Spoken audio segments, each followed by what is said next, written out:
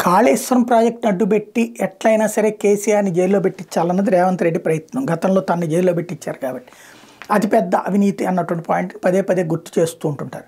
అయితే దాని మీదన ఎంత సమీక్షించినా, ఎన్నిసార్లు సమీక్షించినా అధికారులు ఎవరు తప్పేం లేదంటున్నారు. అది అక్కడ సహజ సిద్ధమైంది అంటున్నారు. ఈ దశలో ఉత్తమ్ కుమార్ రెడ్డి ఎవరైతే మంత్రి ఉన్నారో ఆయన నేతృత్వంలో జరుగుతున్నటువంటి ఎంక్వైరీలోకి ఒక కీలకమైనటువంటి మనిషి తీసుకున్నారు. ఆయన మురళీధర్ రావు. వాస్తవంగా కాళేశ్వరానికి సంబంధించి ఇంజనీరింగ్ చీఫ్ ఈయన. ఆయనని సలహాదారుగా ఆ కమిటీలో తీసుకుంటే వాస్తవంగా ఈ కాళేశ్వరం ప్రాజెక్టుకి సంబంధించి అధ్యయన కమిటీలో సభ్యుడిగా చేర్చడం ఉత్తమ్ కుమార్ రెడ్డి ప్రతిపాదించారు.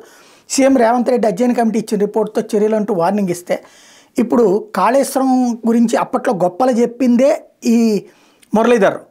ఈఎన్సీ జనరల్ హోదాలో ప్రతి బిల్లుని ఆమోదించింది ఆయన. పనులు చేసిన తర్వాత 200కి పైగా రివైజ్ ఎస్టిమేషన్స్ వెంకటేశ్వర్లు, చీటి మురళి ఈ ఇద్దరు రిటైర్డ్ ఇంజనీర్స్తో వేల కోట్ల సంపాదన నీలపాలైందంటూ ఆరోపణ వస్తుంటే కేసీఆర్ చెప్పాడని చెప్పి తప్పించుకోవడమే ఇప్పుడు దాంట్లో కథ నడిపేటటువంటి ప్రయత్నంలో భాగంగా ఈ పని చేస్తున్నారు. లేకపోతే ఉత్తమ్ కుమార్ రెడ్డికి కేసీఆర్కు ఉన్నటువంటి డీలింగ్ కారణంగా ఈయన పెట్టుకొస్తున్నారనేటువంటి తెలియదు. ఓవరాల్గా చూసుకుంటే కనుక ఇది ఒక విచిత్రమైనటువంటి పరిణామం.